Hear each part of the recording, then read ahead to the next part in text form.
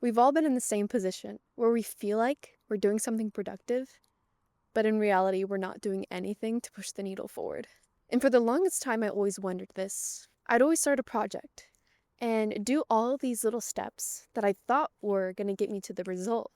But in reality, it was pushing me more behind than I actually thought I was. And I came to the conclusion, after so many years of going through the same cycle, mistake after mistake, and I realized that it was simply my lack of understanding of what to make a priority.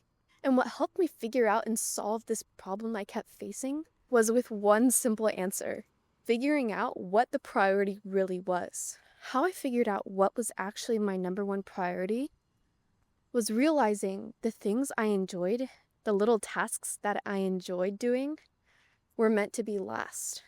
So what I actually needed to start doing was the hard things first. And I kind of sat with it for a while.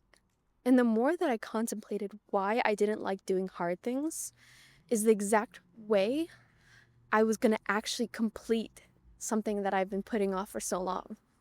I knew that the very challenge that it brought me was what's going to bring me up to a new trajectory. And that feeling, I realized, even though in the moment it makes you feel so uncomfortable, it makes you feel like you are so weak, that is what we avoid, but that's the most important thing.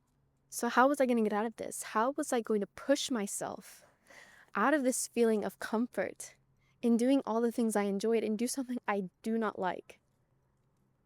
It simply was going to just take a leap of faith, or simply realizing logistically that if I continued doing it the same way and not getting any new results, then I was going to be stuck and I wasn't going to grow.